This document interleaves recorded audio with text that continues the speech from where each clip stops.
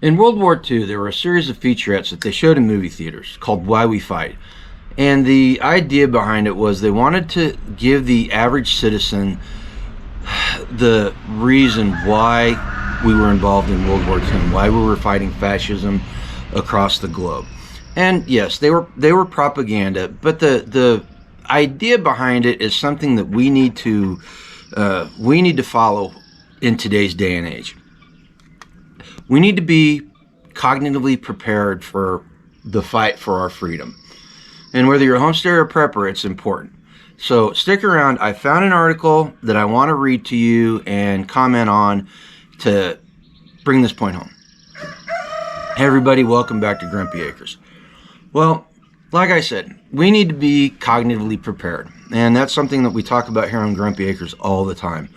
And in order to be prepared, we have to do research and we have to do a little bit of reading. We have to go out and seek out commentary and do research about what the facts are of things. I was doing that the other day, and on AmericanThinker.com on May 1st, I found an article by, I've got the paper here, so that's why I'm looking at it. It's by J.B. Shirk, and the title of it is Government Without Consent Lacks Legitimacy. Now I want to read this to you, and I've had some thoughts while I was reading it, and so I'm gonna read it to you and give you my thoughts along the way. Okay, it starts out. America is the story of freedom. It was settled by those determined to rid themselves of old world shackles and build something entirely new. Its people rejected servitude to a foreign king across the ocean. It fought a bloody civil war as testament to its founding principles that liberty and equality under the law are human rights irrespective of race. It became home to waves of new immigrants through the centuries who crossed great distances and risked tremendous perils, all to flee the tyrannies behind them and reach America's shores.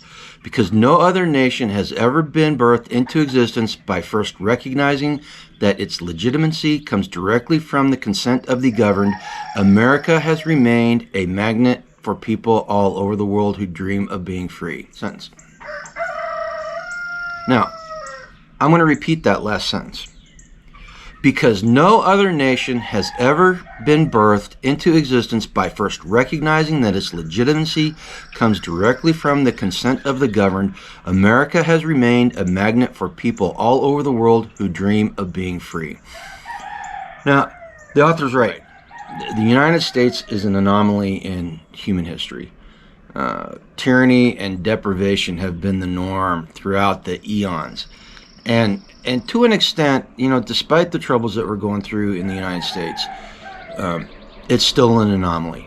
But that uniqueness and the uniqueness that anomaly has created has slowly been chipped away. Let's go on. When cultural saboteurs attempt to rewrite America's history as one replete with racism, murder, and hate, what they really desire to do is brainwash Americans into forgetting who they are and why they fight. The U.S. government, like all governments, filled with imperfect souls prone to corruption and ambition, will use the strengths and passions of the American people to fight all kinds of battles that have more to do with DC's welfare than the country's. Politicians will say, we are fighting for democracy or against terrorism, or so that we don't have to fight them over there. Rarely, however, will you hear those politicians use freedom as a call to arms. Even though America was forged and invigorated by an indomitable spirit yearning to be free. Now, many of the 45 Soviet goals that were read into the congressional records in 1963, I think about, revolved around controlling the political parties, the education system, and the news outlets. The Marxists in our society have been very successful at this, and we have no one to blame but ourselves. Why? Why would those in positions of power forsake freedom as a rallying cry when no other word better signifies who Americans are and what they have done and what they will do in the future? The answer is that the American government has become no different than the English one it overthrew. intoxicated by its own power to such a degree that it has deluded itself into believing that control over those it purports to govern is by its right. In turn, individual freedom and voluntary consent of the governed, that only freedom can maintain, have been abandoned, so that a cumbersome government bureaucracy may arise, beholden to none. Now, I've got 2 comments on that paragraph. The first would be that I would change American government to U.S. government. The reason being is because America is a nation, and it is a nation that is brought together through the shared experience of freedom and cultural history, right? And that's what nations are. Nations are different than countries and different than governments, because governments are political entities bound together to govern a nation. So the U.S. government and the American nation, in my mind, are 2 totally separate entities. The other one is that the proof in the last paragraph about beholden to none is if you look at any governmental disaster plan. I don't care if it's local, state, regional, nationwide. The main focus of any disaster plan is continuity of government. The welfare of the people is put in second place and is only important to the extent that the people's welfare will maintain continuity of government. And that right there should tell you exactly where the foci of governmental concerns are. All right, let's go on to the next paragraph. If federal officials and corporate media pundits attempt to rally Americans into foreign battles under a banner of freedom, Americans would be reminded that the same people and institutions sending them into harm's way have cheaply squandered their own birthright. A government that long ago abandoned any obligation to seek consent from those it claims to control cannot afford to remind Americans that they were once masters of their own fates. Doing so would risk inciting the passions of the people and turning those now quietly enslaved against their bureaucratic enslavers. Is it any wonder, then, that the Department of Justice defines anyone who dissents from official government policy as extreme? Diversity of opinion cannot be tolerated within any system predicated upon public obedience for its survival.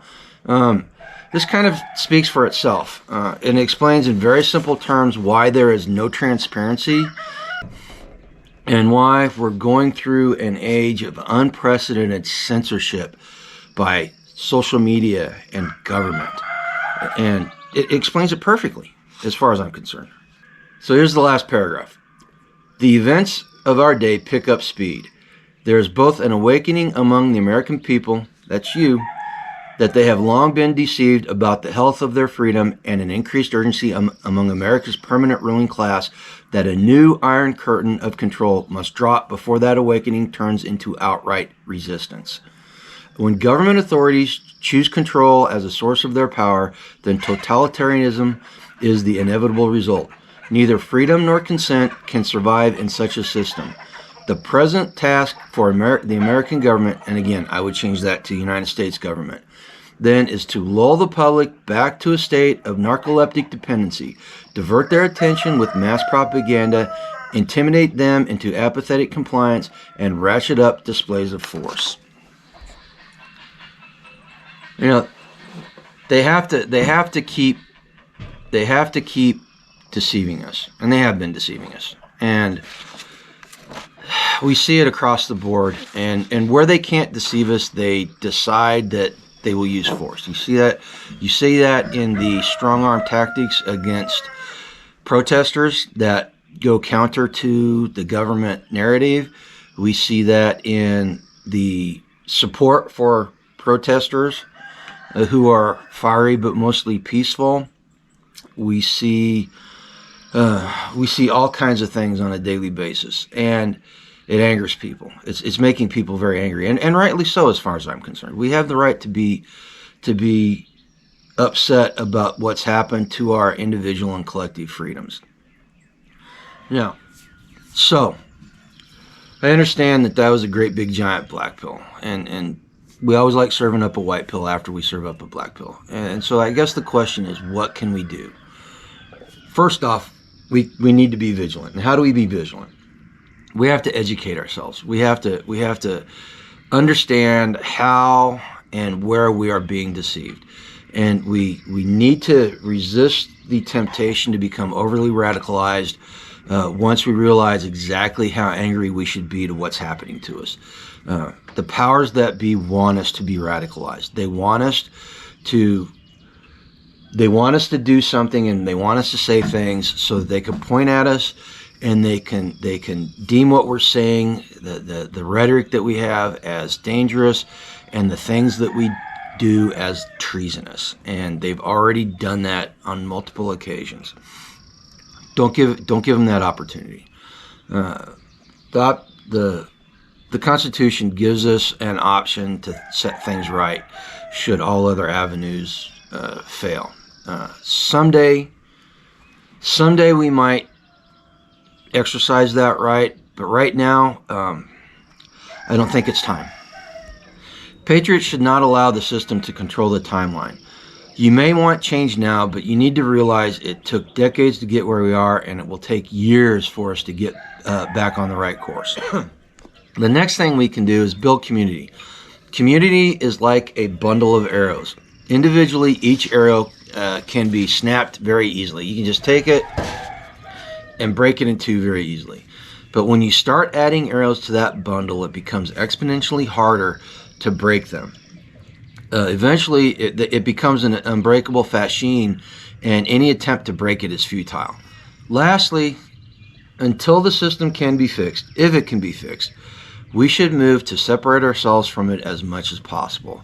This is through building these alternative economies that we talk about, undertaking a program of modern self-sufficiency, and building our community to the point where we can take back the local culture.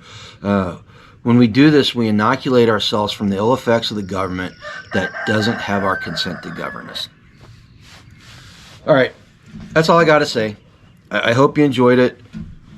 If you're new to the channel and you find this stuff informative or entertaining, go ahead and hit that thumbs up button. I'd really like you to consider subscribing to the channel and joining our virtual community. We put stuff out like this to help preppers and homesteaders become prepared for the fight for our individual and collective freedom. And we put out how-tos, we put out cooking videos, we put out all kinds of content that we hope will help people get through their daily lives and hopefully find some enjoyment in it all. Okay? Till next time, go live a life done free. Take care, folks.